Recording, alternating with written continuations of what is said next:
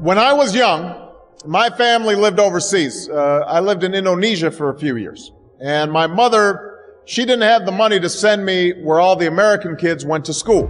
But she thought it was important for me to keep up with an American education. So she decided to teach me extra lessons herself, Monday through Friday.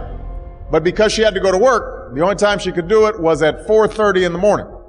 But whenever I'd complain, my mother would just give me one of those looks and she'd say, "This is no picnic for me either, Buster." So I know that some of you are still adjusting to being back at school, but I'm here today because I have something important to discuss with you. My father left my family when I was 2 years old, and I was raised by a single mom who had to work and who struggled at times to pay the bills and wasn't always able to give us the things that other kids had. There were times when I missed having a father in my life.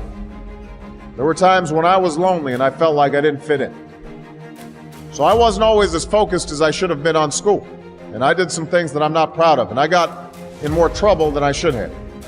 And my life could have easily taken a turn for the worse. But I was lucky. I got a lot of second chances. And I had the opportunity to go to college and law school and follow my dreams. My wife, our First Lady, Michelle Obama, she has a similar story. Neither of her parents had gone to college, and they didn't have a lot of money. But they worked hard, and she worked hard so that she could go to the best schools in this country. Some of you might not have those advantages. Maybe you don't have adults in your life who give you the support that you need. Maybe someone in your family has lost their job, and there's not enough money to go around. Maybe you live in a neighborhood where you don't feel safe, or have friends who are pressuring you to do things you know aren't right. Maybe you could be a great writer, maybe even good enough to write a book or articles in a newspaper, but you might not know it until you write that English paper, that English class paper that's assigned to you.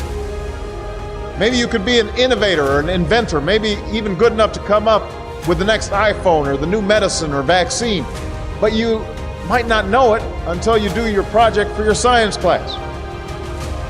Maybe you could be a mayor or a senator or a Supreme Court justice, but you might not know that until you join student government or the debate team. And no matter what you want to do with your life, I guarantee that you'll need an education to do it.